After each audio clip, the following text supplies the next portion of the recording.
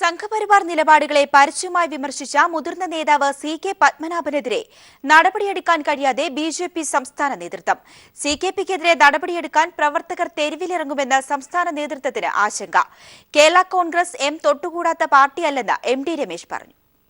കേന്ദ്ര ഗവൺമെന്റിനെതിരായിട്ട് വരുന്നൊരു പ്രസ്താവനയെ രാഷ്ട്രീയമായി പ്രതിരോധിക്കേണ്ട ഭാഗം തന്നെയാണ്. ആ കാര്യത്തിൽ ഈ പാർട്ടിക്കുള്ളിൽ ഒരു അഭിപ്രായ വ്യത്യാസവും ആ കാര്യത്തിലില്ല. ആ വിഷയം ഇന്നലെ ബി.ജെ.പി. ചർച്ച ചെയ്ത് അത് നിലപാടുകൾ വിശദീകരിച്ചിട്ടുള്ളതാണ്. അതൊരു അടഞ്ഞ അധ്യായമാണ്. ആ അടഞ്ഞ അധ്യായം വീണ്ടും നമ്മൾ തുറക്കേണ്ട ആവശ്യമില്ല. കൂടുതൽ വിവരങ്ങളുമായി ടി.പി. പ്രശാന്ത് ചേരുകയാണ്. പ്രശാന്ത്, എന്തൊക്കെയാണ് കൂടുതൽ വിവരങ്ങൾ? ഗ്രീഷ്മ, ചെഗുവേര പരാമർശത്തിന്റെ പേരിൽ സി.കെ. പത്മനാഭന്റെ വാക്കാലുള്ള വിശദീകരണം തള്ളിയ കോർ കമ്മിറ്റിയും അതുപോലെ തന്നെ സംസ്ഥാന ഭാരവാഹി യോഗവും നടപടി കാര്യത്തിൽ വലിയൊരു ആശയക്കുഴപ്പത്തിലായിരിക്കുന്നു. RSSന്റെ കടുത്ത അതൃപ്തി അറിയിച്ചെങ്കിലും സി.കെ. പത്മനാഭനെതിരെ ഇപ്പോൾ നടപടി ഉണ്ടായിക്കഴിഞ്ഞാൽ ബി.ജെ.പിക്കകത്തുള്ള ഇപ്പോഴത്തെ കൊഴിഞ്ഞുപോക്കിന് വേഗത കൂടുമെന്നും പ്രവർത്തകർ തെരുവിലിറങ്ങി പാർട്ടിക്കെതിരെ മുദ്രാവാക്യം വിളിക്കുന്ന സ്ഥിതി ഉണ്ടാകുമെന്നുള്ള ആശങ്ക സംസ്ഥാന നേതൃത്വത്തിന് നിലനിൽക്കുന്നു. അതുകൊണ്ട് തന്നെ തൽക്കാലത്തേക്ക് നടപടി വേണ്ട എന്നുള്ള ഒരു തീരുമാനത്തിലേക്കാണ് ഇപ്പോൾ സംസ്ഥാന നേതൃത്വം എത്തിച്ചേർന്നിരിക്കുന്നത്. മാത്രമല്ല, തത്കാലം വെടിനിർത്തിക്കൊണ്ട് സമ്മേളന അജണ്ടയായിട്ടുള്ള മുന്നണി വിപുലീകരണം, NDA മുന്നണി വിപുലീകരണത്തിലാണ് ശ്രദ്ധ കേന്ദ്രീകരിക്കാനുള്ള നിർദ്ദേശമാണ് അവർ മുന്നോട്ട് വെക്കുന്നത്. അപ്പോൾ രാഷ്ട്രീയമായി തങ്ങൾക്ക് യാതൊരു പാർട്ടിയോടും തൊട്ടുകൂടായ്മയില്ല എന്നുള്ള സന്ദേശവും ബി.ജെ.പിയുടെ ജനറൽ സെക്രട്ടറി കൂടിയ എം.ടി. രമേശ് വാർത്താ സമ്മേളനത്തിൽ വ്യക്തമാക്കി. പ്രധാനമായിട്ടും ഒരു നേതാവ് അഴിമതിക്കാരനാണെങ്കിൽ ആ പാർട്ടിയും അഴിമതി പാർട്ടിയാണ് തങ്ങൾ വിശ്വസിക്കുന്നില്ല എന്ന് പറയുന്നു. അതായത് കേരള കോൺഗ്രസ് എമ്മിനെ കുറിച്ചുള്ള ചോദ്യത്തിനാണ് എം.ടി. രമേശ് ഇത്തരത്തിൽ മറുപടി നൽകിയത്. മുന്നണി വിപുലീകരണം നടക്കുമ്പോൾ അതിൽ പ്രധാന പരിഗണന കേരള കോൺഗ്രസ് എമ്മിന് തന്നെയാണ് ബി.ജെ.പി. നേതാക്കൾ പറയാതെ പറഞ്ഞു വെക്കുന്നത്. അതുകൊണ്ട് തന്നെ നേതാവ് അഴിമതിക്കാരനാണെങ്കിൽ ആ പാർട്ടി അഴിമതി കാണിച്ചു എന്ന് ഞങ്ങൾ വിശ്വസിക്കുന്നില്ല. ഒപ്പം അഴിമതിക്കാരനായ മാണിയെ മാറ്റി നിർത്തിയുള്ള കേരള കോൺഗ്രസിനെ സ്വീകരിക്കുകയാണ് ബി.ജെ.പിയുടെ ലക്ഷ്യമെന്നും എം.ടി. രമേശ് വ്യക്തമാക്കുന്നു. അതേസമയം അക്രമ രാഷ്ട്രീയത്തിനെതിരാണ് ബി.ജെ.പി. എന്ന് കുമ്മനം രാജശേഖരൻ അടിക്കടി ആവർത്തിക്കുമ്പോഴും അക്രമ രാഷ്ട്രീയത്തിൽ നിന്ന് പിന്നോട്ടില്ല തങ്ങളെന്ന സൂചനയാണ് കർണാടകയിൽ നിന്നും ഇന്നത്തെ യോഗത്തിൽ പങ്കെടുത്ത ദക്ഷിണ കർണാടകയിലെ MP കൂടിയായ നളിൻ കുമാർ കട്ടീൽ വ്യക്തമാക്കിയിരിക്കുന്നത്. കേരളത്തിലെ ബി.ജെ.പിക്ക് എന്തെങ്കിലും സംഭവിച്ചാൽ അതിൻ്റെ മറുപടി കർണാടകത്തിൽ ഞങ്ങൾ നൽകുമെന്നും, അതായത് പ്രത്യേകിച്ച് CPM പോലുള്ള നേതാക്കന്മാരെ ഞങ്ങൾ കർണാടകത്തിൽ നേരിടുമെന്നുള്ള ഭീഷണിയുടെ സ്വരവുമാണ് അദ്ദേഹം ഉയർത്തിക്കൊണ്ടിരിക്കുന്നത്. പ്രകോപനം സൃഷ്ടിക്കുന്ന പ്രസംഗങ്ങളുടെ ഒരു വിവാദ നായകൻ കൂടിയാണ് നളിൻ കുമാർ കട്ടീൽ. അപ്പോൾ ഇത്തരത്തിൽ പറയുന്ന അല്ലെങ്കിൽ പുറമേ പറയുന്നതല്ല, ഉള്ളിൽ മറ്റൊരു അജണ്ടയുണ്ട് എന്ന് വ്യക്തമാക്കുന്ന തരത്തിൽ തന്നെയാണ് ബി.ജെ.പിയുടെ യോഗങ്ങളെല്ലാം തന്നെ പുരോഗമിക്കുന്നത്. എന്തായാലും CKPക്കെതിരെ നടപടിയെടുക്കുന്ന കാര്യത്തിൽ ആശയക്കുഴപ്പം തന്നെയാണ് ഇന്നത്തെ പ്രധാനമായിട്ട് ചർച്ച ചെയ്യപ്പെട്ടിട്ടുള്ള കാര്യം. ടി.പി. പ്രശാന്താണ് വിവരങ്ങൾ നൽകിയത്. മറ്റു വാർത്തകളിലേക്ക്. സമഗ്ര വികസന കാര്യത്തിൽ ഇന്ത്യ പാകിസ്ഥാന് പിന്നിൽ. വേൾഡ് എക്കണോമിക് ഫോറത്തിന്റെ റിപ്പോർട്ട് പ്രകാരം വളർച്ചാ നിരക്കിൽ ഇന്ത്യ പാകിസ്ഥാന് താഴെയാണ്. 79 വികസ്വര രാജ്യങ്ങളുടെ പട്ടികയിൽ ഇന്ത്യയുടെ സ്ഥാനം 60ാമതാണ്. അയൽ രാജ്യങ്ങളെല്ലാം പുരോഗതിയുടെ കാര്യത്തിൽ ഇന്ത്യക്ക് മുകളിൽ. വികസ്വര രാജ്യങ്ങളുടെ പട്ടികയിൽ പാകിസ്ഥാൻ 52ാം സ്ഥാനത്തും ഇന്ത്യ 60ാം സ്ഥാനത്തുമാണുള്ളത്. സാമ്പത്തിക വളർച്ച, സാമ്പത്തിക അസമത്വത്തിലെ അന്തരം തുടങ്ങി 12ഓളം കാര്യങ്ങൾ പരിഗണിച്ച് ലോക സാമ്പത്തിക ഫോറം തയ്യാറാക്കുന്ന സമഗ്ര വികസന സൂചിക പട്ടികയിലാണ് ഇന്ത്യയുടെ സ്ഥാനം 60ലേക്ക് താഴ്ന്നത്. പട്ടികയിലുള്ള ആകെ 79 രാജ്യങ്ങളിൽ 1ാം സ്ഥാനത്തുള്ളത് ലിത്വാനിയയാണ്. ഇന്ത്യയുടെ അയൽ രാജ്യങ്ങളെല്ലാം വികസന കാര്യത്തിൽ ബഹുദൂരം മുന്നേറിയതായി സൂചിക വ്യക്തമാക്കുന്നു. പട്ടികയിൽ പാകിസ്ഥാൻ 52ാം സ്ഥാനത്താണെന്നതാണ് ഏറെ ശ്രദ്ധേയമായ വസ്തുത. ചൈന 15ാം സ്ഥാനത്തും നേപ്പാൾ 27ാം സ്ഥാനത്തും ബംഗ്ലാദേശ് 36ാം സ്ഥാനത്തുമാണ് പട്ടികയിൽ ഇടം പിടിച്ചിരിക്കുന്നത്. ഇന്ത്യ ഉൾപ്പെട്ട ബ്രിക്സ് രാജ്യങ്ങളിൽ ബ്രസീലും റഷ്യയും അടക്കം വികസനത്തിന്റെ കാര്യത്തിൽ ഏറെ കുതിപ്പ് നടത്തി. പട്ടികയിൽ റഷ്യ 13ാം സ്ഥാനത്തും ബ്രസീൽ 30ാം സ്ഥാനത്തുമാണ്. പട്ടികയിൽ യഥാക്രമം 2 മുതൽ 10 വരെയുള്ള സ്ഥാനങ്ങളിൽ Poland, Romania, Uruguay, Latvia, Panama, Costa Rica, Chile എന്നീ രാജ്യങ്ങൾ ഇടം പിടിച്ചു. രാജ്യത്തിന്റെ വളർച്ചാ നിരക്ക് 7.6% നിന്ന് 6.6 ആയി താഴ്ന്നതായി അന്താരാഷ്ട്ര നാണയനിധിയുടെ കണക്കും കഴിഞ്ഞ ദിവസം പുറത്തുവന്നിരുന്നു. നോട്ട് അസാധുവാക്കൽ പ്രഖ്യാപിച്ച നവംബർ 8-ന് ശേഷമാണ് വളർച്ചാ നിരക്ക് കുത്തനെ ഇടിഞ്ഞതെന്നും IMFന്റെ റിപ്പോർട്ടിൽ ചൂണ്ടിക്കാട്ടിയിരുന്നു. Make in India, cashless economy തുടങ്ങിയ സർക്കാരിന്റെ പ്രഖ്യാപനങ്ങളിലെ പൊള്ളത്തരങ്ങളാണ് ലോക സാമ്പത്തിക ഫോറത്തിന്റെ റിപ്പോർട്ടിലൂടെ പുറത്തു വന്നിരിക്കുന്നത്. News desk. വിദ്യാഭ്യാസത്തിന് പണക്കൊഴുപ്പ് മാനദണ്ഡമാക്കരുതെന്ന് മുഖ്യമന്ത്രി. ലാഭക്കണ്ണോടെയാണ് വിദ്യാഭ്യാസ സ്ഥാപനങ്ങൾ പ്രവർത്തിക്കുന്നതെന്നും അബ്കാരികൾ വരെ വിദ്യാഭ്യാസ സ്ഥാപനങ്ങൾ തുടങ്ങിയിട്ടുണ്ടെന്നും മുഖ്യമന്ത്രി പറഞ്ഞു. കോഴ വാങ്ങി നിയമനം നടത്തുന്നവരെ നിയമത്തിന് മുന്നിൽ കൊണ്ടുവരുമെന്നും ഇതിനായി വിജിലൻസിന് നിർദ്ദേശം നൽകിയെന്നും അദ്ദേഹം കൂട്ടിച്ചേർത്തു. സ്വാശ്രയ സ്ഥാപനങ്ങൾ ആരംഭിച്ചതോടെ വിദ്യാഭ്യാസം നല്ലതുപോലെ ലാഭമുണ്ടാക്കാൻ കഴിയുന്ന ഒന്നാണ് എന്ന ചിന്ത ഉയർന്നു വന്നു. ഇങ്ങനെ വന്നപ്പോൾ നേരത്തെ പറഞ്ഞ അവസ്ഥയിൽ നിന്ന് ചെറിയ മാറ്റം വന്നു. ഞാൻ നേരത്തെ പറഞ്ഞത് മിക്കവാറും ക്രൈസ്തവ മാനേജ്മെൻറ്റുകൾ ഇതിൽ നിന്ന് മാറി നിന്നുണ്ടായിരുന്നു. എന്നാൽ ഈ പുതിയ പ്രവണത പല ക്രൈസ്തവ മാനേജ്മെൻറ്റുകളെയും സ്വാധീനിക്കുന്നിടയുണ്ട്. ഇപ്പോൾ അപൂർവം പേർ മാത്രമാണ് ഒഴിഞ്ഞു നിൽക്കുന്നത്. എല്ലാവരും ഇപ്പോഴും ഭാഗമായിട്ടില്ല, അപൂർവം പേർ ഒഴിഞ്ഞു നിൽക്കുന്നത്. യഥാർത്ഥത്തിൽ ഇത് കൃത്യമായ അഴിമതിയാണ്, ചെയ്യാൻ പാടില്ലാത്തതാണ്. അതിന് മാനേജ്മെൻറ്റുകൾക്ക് അവകാശമില്ലാത്തതുമാണ്. വിജിലൻസ് വകുപ്പിനോട് ഒരു കാര്യം ഞാൻ ആവശ്യപ്പെട്ടു. ഇത്തരത്തിൽ കൊള്ള നടത്തുന്ന ചിലർ ഈ നാട്ടിലുണ്ട്. നിയമവിരുദ്ധമായതും സമൂഹത്തിന് അംഗീകരിക്കാൻ കഴിയാത്ത അഴിമതി അടങ്ങിയതുമാണ് ഈ പ്രവർത്തനം. അവരെ നിയമത്തിൻ്റെ കരങ്ങളിൽ കൊണ്ടുവരാൻ കഴിയും. നിയമവിധേയമാക്കാൻ 57ാമത് സംസ്ഥാന സ്കൂൾ കലോത്സവത്തിലെ രണ്ടാം ദിനത്തിൽ വേദികളെല്ലാം സജീവമാണ്. ജില്ലകൾ തമ്മിൽ ഇഞ്ചോടിഞ്ച് പോരാട്ടമാണ് നടക്കുന്നത്. കൂടുതൽ വിവരങ്ങളുമായി വിനീഷ ചേരുകയാണ്. വിനീഷ, നിലവിൽ എത്ര ഇനങ്ങളിലുള്ള മത്സരങ്ങൾ പൂർത്തിയായി? ഒപ്പം പാലക്കാട് തന്നെ മുന്നേറ്റം തുടരുകയാണോ?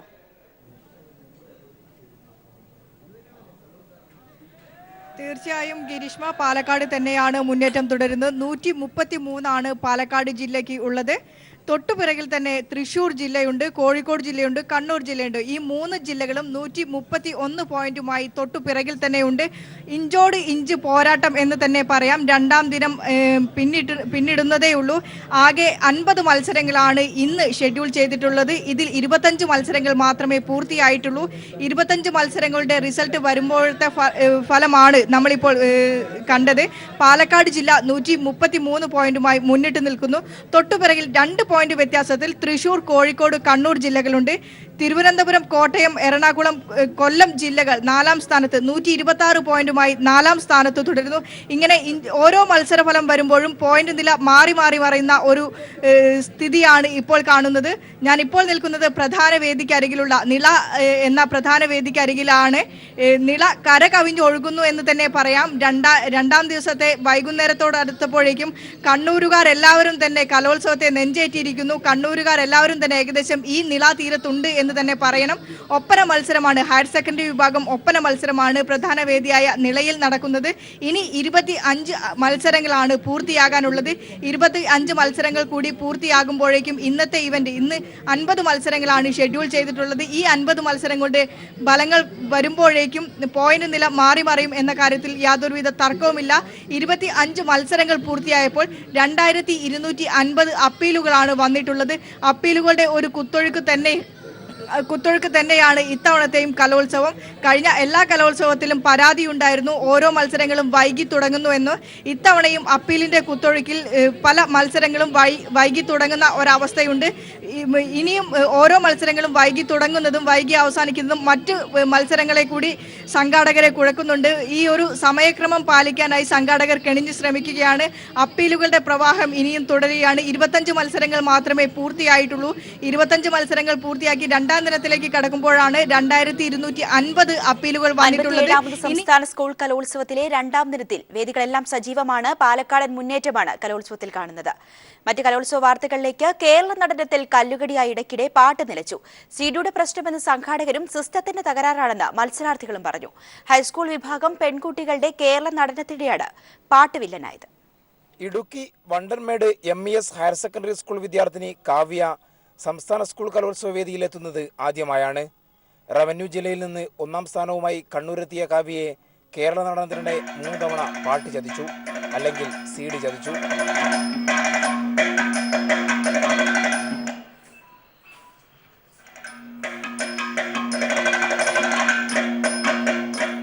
CD മാറ്റി നൽകിയിട്ടും 3 തവണ പാട്ട് നിന്നു.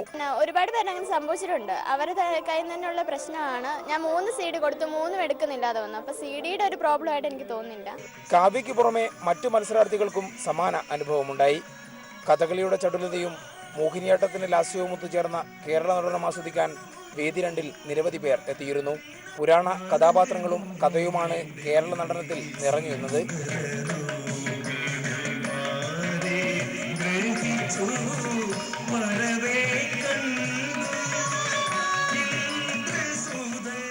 ക്യാമറാമാൻ ഷൈജൂത് പിലാത്രയ്ക്കൊപ്പം AK ലതീഷ്. പതിവ് വിട്ടുള്ള പരീക്ഷണങ്ങളായിരുന്നു ഹയർ സെക്കൻഡറി വിഭാഗം ആൺകുട്ടികളുടെ കുച്ചിപ്പുടി മത്സരവേദിയിൽ. നിറഞ്ഞ സദസ്സുകൊണ്ടും വേദി ശ്രദ്ധേയമായി.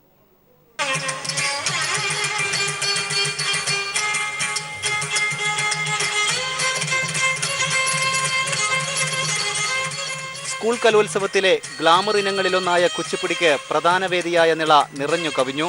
പതിവ് വിട്ടുള്ള പരീക്ഷണങ്ങളും ഹയർ സെക്കൻഡറി വിഭാഗം കുച്ചിപ്പുടി വേദിയിൽ കണ്ടു.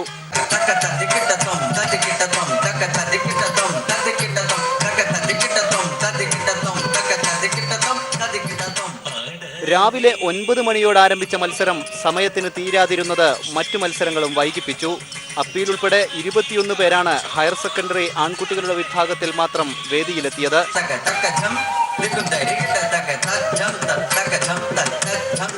ക്യാമറമാൻ ജിബേഷിനൊപ്പം KT സാലിഹ്, കണ്ണൂർ.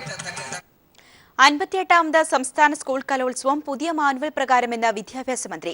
മാനുവൽ പരിഷ്കരണത്തിന്റെ ഭാഗമായി മാധ്യമപ്രവർത്തകരുമായി മന്ത്രി ചർച്ച നടത്തി. തർക്കത്തിനുള്ള അവസരം പരമാവധി കുറച്ചു വേണം മാറ്റം നടപ്പാക്കേണ്ടതെന്ന് യോഗത്തിൽ അഭിപ്രായമുയർന്നു. സ്കൂൾ കലോത്സവം വർഷങ്ങളായി റിപ്പോർട്ട് ചെയ്തുവരുന്ന മാധ്യമപ്രവർത്തകരുമായാണ് വിദ്യാഭ്യാസ മന്ത്രി ചർച്ച നടത്തിയത്. പണക്കൊഴുപ്പ്, അപ്പീലുകൾ, ഗ്രേസ് മാർക്ക് എന്നിവ സജീവ ചർച്ചയായി. പണക്കൊഴുപ്പ് ഒഴിവാക്കി നൃത്ത ഇനങ്ങളിൽ ലളിതമായ വേഷം കൊണ്ടുവന്ന് അവതരണ ഭംഗിക്ക് പ്രാധാന്യം കൊടുക്കണം. വേദിയിൽ എന്താണ് അവതരിപ്പിച്ചതെന്ന് വിധികർത്താക്കളുമായി ആശയവിനിമയം നടത്താൻ 2 മിനിറ്റെങ്കിലും സമയം അനുവദിക്കണം. ഗ്രേസ് മാർക്ക് നൽകുന്ന പ്രവണത ഒഴിവാക്കി ഉന്നത പഠനത്തിന് വെയിറ്റേജ് നൽകുന്ന രീതി കൊണ്ടുവരണം. സ്പോർട്സ് കോട്ട പോലെ ഇത് നടപ്പാക്കാനാവും. അപ്പീലുകൾ ജില്ലാതലത്തിൽ വരെ മാത്രമാക്കി പരിമിതപ്പെടുത്തണം. വലിയൊരളവോളം വിവാദങ്ങൾ ഒഴിവാക്കാൻ ഇത് സഹായിക്കും. തുടങ്ങി ഒട്ടേറെ നിർദ്ദേശങ്ങൾ ചർച്ചയിൽ ഉയർന്നു വന്നു. അടുത്ത മാസം തിരുവനന്തപുരത്ത് കലാരംഗത്തെ വിദഗ്ധരെ അടക്കം പങ്കെടുപ്പിച്ച് തുടർ ചർച്ചകൾ നടത്തുമെന്ന് വിദ്യാഭ്യാസ മന്ത്രി പ്രൊഫസർ C. രവീന്ദ്രനാഥ് പറഞ്ഞു.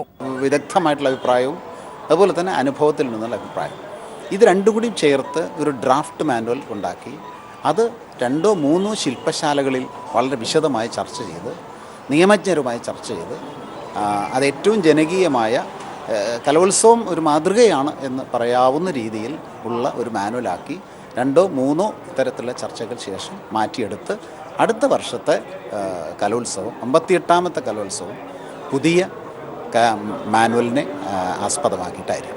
കലോത്സവത്തിലെ അനാരോഗ്യകരമായ മത്സരങ്ങളും വിവാദങ്ങളും പൂർണ്ണമായും ഒഴിവാക്കുകയാണ് മാനുവൽ പരിഷ്കരണത്തിലൂടെ സർക്കാർ ലക്ഷ്യമിടുന്നത്. മന്ത്രി കടന്നപ്പള്ളി രാമചന്ദ്രൻ, DPI KV മോഹൻകുമാർ എന്നിവരും ചർച്ചയിൽ പങ്കെടുത്തു. കലോത്സവ വേദിയിൽ നിന്നും AK ലതീഷ്. ദേശീയ തലത്തിൽ സ്ഥാനമുറപ്പിക്കാൻ പരിശ്രമിച്ച ഉമ്മൻചാണ്ടി കരിമ്പട്ടികയിൽ ഉൾപ്പെട്ട ബ്രിട്ടീഷ് കമ്പനിക്ക് നോട്ട് അച്ചടിക്ക് അനുമതി നൽകിയെന്ന ആരോപണം ഉന്നയിച്ച് AICC ആസ്ഥാനത്ത് ഉമ്മൻചാണ്ടിയുടെ വാർത്താ സമ്മേളനം. PC ചാക്കോയോടൊപ്പമായിരുന്നു ഉമ്മൻചാണ്ടിയുടെ വാർത്താ സമ്മേളനം. ഉമ്മൻചാണ്ടി ദേശീയ നേതാവ് തന്നെയാണെന്ന് PC ചാക്കോയും പറഞ്ഞു. കേരളത്തിൽ 2 തവണ വാർത്താ സമ്മേളനത്തിൽ ഉയർത്തിയ അതേ വിഷയവുമായാണ് ഉമ്മൻചാണ്ടി ഇത്തവണ AICC ആസ്ഥാനത്തെത്തിയത്.